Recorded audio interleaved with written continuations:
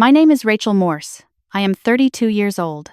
For most of my life, family celebrations meant watching my brother stand in the center of every room while I pressed myself against the walls, quiet, invisible, just grateful no one had asked me to leave. That April in Portland, I told myself I could get through one more night. My parents were marking 40 years of marriage, and the restaurant had been booked for months. The whole family gathered around a long table lit with candles and draped with white linen. I sat near the end with my wine glass untouched, my phone face down on my lap, and a folder of documents tucked inside my bag that I had been building for almost a year. When my father stood and raised his glass and said what he said, something in me that had been bending for 3 decades finally broke clean. I stood up. The room went still, and within the hour, the night became something none of them had prepared for. What would you have done if you had been sitting where I was sitting? Stay with me, because this story begins long before that dinner table, and it ends somewhere none of us expected. Let me take you back to where it started. Portland in the spring smells like rain on concrete and cherry blossoms, and when I was 7 years old it smelled like birthday cake and disappointment. My brother Connor was turning 9, and my parents had rented out the back room of a local pizza place, strung it with streamers, and invited half the neighborhood. I remember standing near the gift table holding a card I had made myself, careful crayon letters spelling out happy birthday on construction paper folded in half. My mother had bought him a remote-controlled car, the kind with the rubber tires and the real working headlights. And my father had surprised him with a drum kit, second-hand but gleaming, set up in the garage with a little bow on the snare. The whole room erupted. Aunts pressed their hands to their cheeks. My uncle laughed and said the kid was born for the stage. Connor sat behind the kit and hit the cymbal once, and everyone applauded like he had just performed at Carnegie Hall. I stood near the wall eating my slice of pizza. No one asked about my card. That was the first time I understood what my role in the family was. Not the child to celebrate, the child to observe. The years that followed carried the same current. When Connor joined the school band, my parents drove 90 minutes each way to every performance and recorded every note on a camcorder. When I won a regional design competition at 14, drawing blueprints for a community park project, my mother said that was lovely and asked if I had seen where she put the car keys. When Connor dropped out of community college at 19 to pursue music full-time, my father nodded with a kind of proud gravity, as though he were watching someone choose destiny. When I enrolled in the architecture program at the University of Oregon, my parents came to move-in day, helped carry boxes, and left within the hour because Connor had a gig in Tacoma they did not want to miss. I am not telling you this to draw sympathy. I am telling you this because it matters for everything that comes after. I graduated with honors in 2015 and took a position at a mid-sized firm in downtown Portland called Castleton Design Group. I specialized in sustainable residential projects, the kind that prioritized natural light and low energy costs, and within 3 years, I had led 2 award-winning builds and was considered one of the firm's most reliable junior architects. My supervisor, a measured and precise woman named Diane, told me once that I had the kind of instincts the industry spent decades trying to teach. I held that compliment close for years. Meanwhile, Connor had built something too. He had started releasing music online, covering popular songs with his own stripped-back acoustic arrangements. And somewhere around 2019, his following had climbed into the hundreds of thousands. Brands reached out. He did a commercial. My parents forwarded me every article and every mention, their texts arriving in long strings with exclamation points and screenshots. When I closed a deal on a mixed-use development project worth $4 million, my mother called to congratulate me, and then spent the next 12 minutes telling me about Connor's latest collaboration with a coffee brand. I stopped expecting fairness. I just kept working. In the spring of 2021, I submitted my name for a senior architect position that had opened at the firm. I had seniority. I had the portfolio. Diane had, in indirect but unmistakable terms, suggested I was the front-runner. I spent 2 weeks preparing my presentation, rehearsing every detail, arriving early and staying late until the office hummed with nothing but the ventilation system and my own footsteps on the concrete floor. The morning the decision was announced, a colleague named Paul, younger than me by 4 years and newer to the firm by 3, was called to the front of the room. The partners shook his hand. Someone popped a bottle of champagne from the break room refrigerator. I clapped. I kept my face steady. And afterward, when Diane pulled me aside and spoke carefully about concerns regarding my professional relationships and communication style, I felt the floor shift beneath me in a way I could not explain. I had no conflicts. I had no complaints on record. I asked her to explain, and she folded her hands and said that these things often came from informal channels, from impressions shared in passing. Whispers, she called them, almost apologetically. That word lodged in me like a splinter. 3 months later, I was deep into a proposal with an independent developer named Greg Santos, a community housing project that would have been the most significant commission of my career at that point. We had been meeting weekly, trading documents, building something real. Then one morning, Greg sent a single email. It was polite and brief. He had decided to move in a different direction. He wished me well. He did not answer my follow-up call. I thought about the promotion. I thought about the whispers. I thought about how 2 things that should not be connected had both snapped shut in the same way, quietly and without explanation, as though someone had moved through the spaces of my professional life and turned off the lights in rooms I had not even entered yet. I pushed the thought away.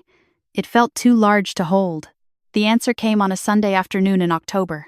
I had agreed to help my parents hang new curtains before a family dinner, arriving earlier than the rest of the family as I usually did, the one who set up while Connor arrived late and left early and was thanked for gracing everyone with his presence.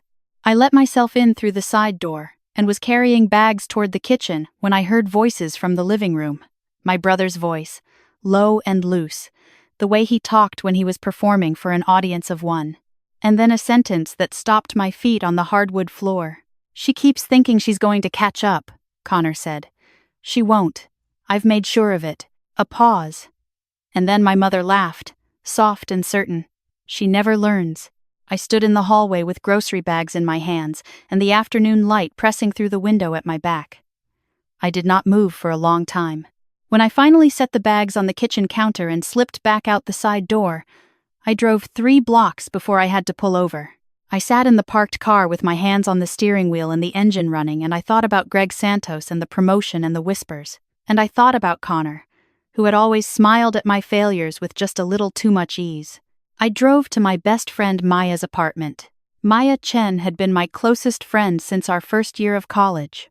She had the kind of intelligence that moved sideways, connecting things other people would never think to put together. And she worked in digital communications, which meant she understood how information traveled online better than anyone I knew. I sat across from her at her kitchen table and told her everything. About what I had heard, about the pattern I had been refusing to name. She listened without interrupting, her tea cooling beside her laptop, her eyes sharpening with each detail. When I stopped talking, she was quiet for a moment, and then she pulled her laptop toward her and said, "Let's see what he left behind." We found the first account within the hour. It was a professional review site, one of those industry forums where architects and developers shared informal assessments of firms and contractors. There were 3 separate anonymous reviews warning potential clients that I was disorganized, difficult to communicate with, and known for missing key structural details. The accounts were generic, the language clinical, in a way that felt rehearsed. Maya cross-referenced the creation dates. All 3 were posted within the same 6-week window, which lined up almost exactly with the period before Greg Santos had pulled out of our project. I felt cold. Maya kept looking. She traced the accounts to a shared IP address, one associated with a router registered to a short-term rental in the Pearl District, blocks from Connor's apartment. She found a secondary account on a design industry Facebook group where someone under a pseudonym had mentioned my name in a thread about contractors to avoid, attaching a screenshot of a private email that I had sent to a colleague, stripped of context and cropped to look like a complaint. I had no idea how that email had been obtained. Then she opened my brother's public following list and scrolled until she found it. A small music blog, only a few hundred readers, that had published a piece 2 years earlier about Connor's rise from amateur to sponsored artist. The piece quoted him speaking about staying focused in competitive environments despite difficult family dynamics. It was vague. But in the comments section, one account, a throwaway with no profile picture and 4 posts total, had replied to a reader defending me by name with a 3-sentence response that ended with the words, "She has always needed to be the center of attention." The account had never posted again. But the IP address Maya traced matched the same router as the review site accounts. I pressed my palms flat against Maya's kitchen table. The pattern that had felt too large to hold was suddenly, clearly, undeniably real. We kept building. Over the next 2 weeks, Maya worked methodically, pulling records, tracing metadata, documenting every connection. She found that one of the anonymous review accounts had been created using an email address that shared a naming convention with a domain Connor had registered for a merchandise project that never launched. She found a direct message sent from a fake account to Greg Santos on LinkedIn, warning him of my supposed reputation, sent 48 hours before he withdrew from our project. She pulled the account activity history and found it had been accessed from the same location on the same day Connor had tagged himself at a coffee shop 2 blocks from Greg's office. The night she showed me the LinkedIn message, my phone rang. It was a number I recognized. Daniel Park, a structural engineer I had been seeing for almost 8 months before he had ended things the previous winter, citing a comment a mutual industry contact had apparently made about my professional ethics. I had never understood who that contact was or what exactly had been said. Daniel's voice on the phone was careful and pained. He told me that a colleague had recently come forward and admitted the comment had originated not from direct knowledge but from something a third party had shared privately, someone who had approached the colleague at a networking event and spoken at length about a range of specific concerns. He described the person who had made those comments to the colleague. The description matched my brother. When I hung up, Maya was watching me. I told her what Daniel had said, and she exhaled slowly and closed her laptop. Then she opened it again and kept working. By the time my parents' anniversary dinner arrived, the folder inside my bag contained bank records showing that Connor had quietly accessed a joint family account, one opened when we were both teenagers for emergency use, and withdrawn money over 14 months, nearly $8,000 in total, funneled through a third-party marketing service that specialized in reputation management and targeted suppression of online content. He had not built his name up. He had built it up partly by pushing mine down, and he had stolen from our family to do it. I had consulted a lawyer 3 weeks before the dinner, not to make a scene, but to make sure that every step I took was exactly right. My attorney helped me understand what the documents could support and what the process would look like if I chose to proceed formally. I knew before I sat down at that anniversary table that the legal path was already in motion. What I had not planned, exactly, was the moment my father stood. The restaurant was warm and close, a converted Victorian in northwest Portland with exposed brick walls and hanging Edison bulbs that threw amber light across the tables. My parents sat at the head of the long table, my mother in a deep green dress she had been saving for the occasion, my father in his one good blazer. Cousins I had not seen in years sat elbow to elbow. My grandmother was there, small and bright-eyed, 91 years old and still the sharpest person in any room. Connor sat across from me in a flannel shirt, the top button open, his new girlfriend beside him. He had the easy posture of someone who had never had to hold himself up by effort alone. I sat near the middle of the table. My phone was in my bag. The documents were in my bag. I had already decided that if the evening passed quietly, I would let it pass. I was 32 years old and I had spent enough years swallowing things that deserved to be spoken. But I was not there for drama. I was there for my parents, for 40 years that were worth marking, and I had made peace with the idea that I might leave without saying anything at all. Then my father stood. He was 67 and still tall, his hair gone fully silver, his hands steady as he lifted his glass. The table quieted in a wave, silverware settling, conversations tapering. My mother looked up at him the way she always had, like he was about to say something that mattered. "To our son," he said, his voice carrying the full weight of genuine pride, "who made us prouder than we ever imagined. Connor, you have given this family something to celebrate every year. To our boy." The table erupted, glasses raised. My grandmother clapped her small hands. My aunt said, "Oh, beautifully done." Connor ducked his head with that practiced modesty, raising his glass back, and for a moment his eyes found mine across the table. And what I saw there was not warmth. I had heard the wrong version of this sentence my entire life. But this one landed differently, because I was sitting at that table with $8,000 in documented theft and a pattern of deliberate sabotage in a folder beside my chair, and my father was toasting him like a hero at a homecoming. I stood up. The sound of my chair was not dramatic. It was just a chair. But it was enough to shift the attention. And when I spoke, I kept my voice level and clear. "Before we move on," I said, "there is something everyone at this table deserves to know." My mother said my name, sharp and quiet, the way she had said it my whole life, when she wanted me to sit down and stop making things difficult. I did not sit down. I reached into my bag. I placed the folder on the table and opened it, spreading the pages the way you lay out evidence, because that is what it was. I walked them through it, not fast and not slow, just clearly. The review accounts, the IP addresses, the LinkedIn message to Greg Santos, the bank withdrawals, the conversation I had overheard in their living room, which I had recorded on my phone the second time I heard it, 3 weeks after the first, when I returned specifically because I needed to be certain before I did anything at all. Connor laughed first. The laugh was short and sharp, and it died in the air because no one joined it. He said I was doing exactly what I always did, making myself the center of attention, dragging the family through something ugly because I could not stand to see him succeed. He said the documents were fabricated. He said I had always been this way. I looked at him and I said, simply, "Explain the bank records." The table had gone very quiet. People were looking at the documents. My cousin, who worked in finance, had picked up the bank statement and was reading it with the focused expression of someone who understood exactly what they were looking at. My father had picked up the LinkedIn message and was holding it at arm's length the way he did when he needed his reading glasses, his jaw set. Connor pushed back from his chair. He said this was insane. He said I had always resented him and now I was trying to destroy the one good thing in the family. His girlfriend put her hand on his arm and he shook it off.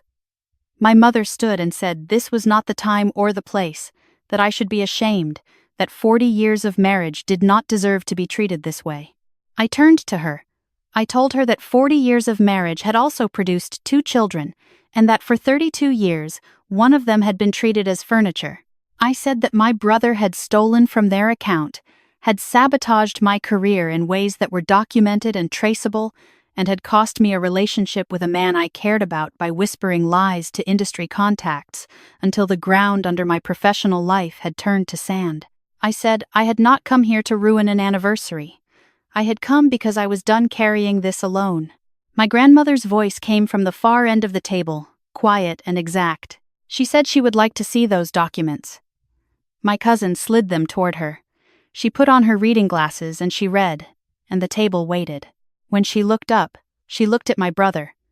She said, "I have known this girl since the day she was born. She has never lied to me." Something shifted. My father set down the LinkedIn message.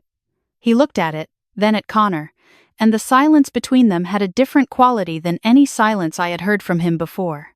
It was not the silence of a man choosing to stay out of things. It was the silence of a man who had just understood something about himself. Connor tried one more time. He said the documents could have been altered, that I had the technical knowledge to fabricate this kind of evidence, that Maya had done it. He said Maya had always hated him, that everyone knew she had an agenda. His voice had changed pitch slightly, the ease gone from it, something underneath starting to surface. My father said quietly, "That was enough." The dinner did not recover. Guests drifted toward early exits, cousins gathering coats, my aunt leaning close to her husband and murmuring something with her eyes on Connor. My mother stayed beside him with a hand on his shoulder, her expression cycling between fury at me and something more complicated when she looked at the pages still spread on the white tablecloth. My father did not move from his seat. He sat with his anniversary blazer slightly rumpled and his glass of wine untouched, and he looked like a man who had just realized that the story he had been telling himself for 30 years had a chapter he had not read. I picked up my documents. I thanked the table for the evening. I hugged my grandmother, who held my face in her hands for a moment and said, "Good girl," which made me have to breathe carefully on the way to the door. In the weeks that followed, the lawsuit moved forward.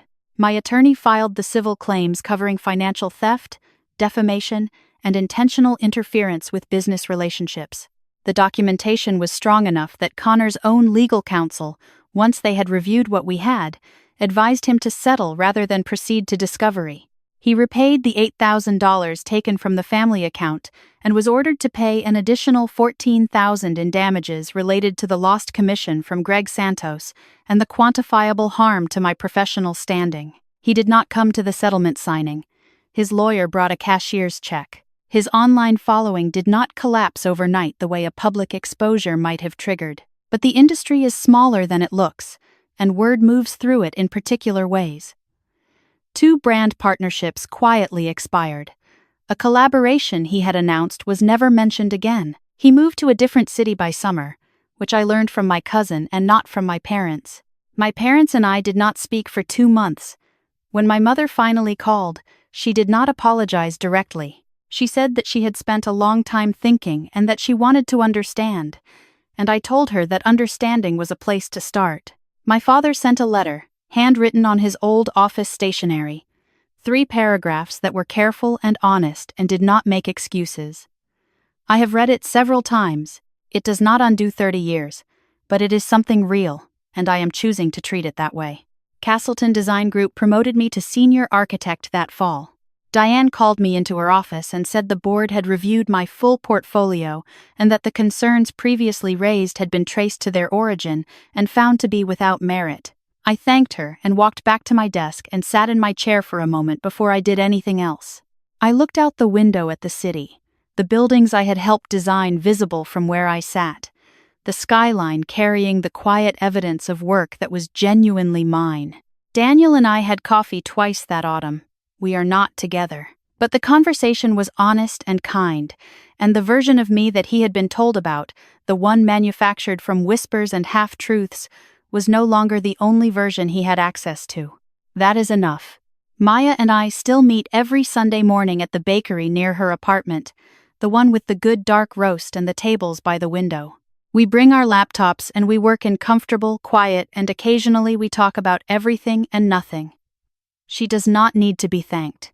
She knows. But I thank her anyway, every time, because some things deserve to be said out loud. My grandmother turned 92 in the spring. I drove up to see her, brought flowers and the apple cake she likes, and we sat on her porch in the afternoon sun and watched the neighborhood go by. She asked how work was going, and I told her, in real terms, about the new project, a mixed-income housing development in East Portland that would break ground in the fall. She listened the way she always had, with the full weight of her attention, asking questions that showed she had understood every word. When I stood to leave, she took my hand and held it for a moment. "I always knew," she said. "I just want you to know that." I drove home through the city with the windows down and the spring air coming in, past buildings and bridges and the river catching the late light, and I thought about what it means to finally occupy the space you were always meant to take up, not loudly, not at anyone else's expense, just fully, just honestly, just yours. If you were sitting at that anniversary dinner when I stood up, what would you have done? Have you ever been the one in your family who was asked to be quiet, to be patient, to let someone else shine? Tell me in the comments, and if this story spoke to you, stay with us for more, because the truth, however long it takes, has a way of finding the light.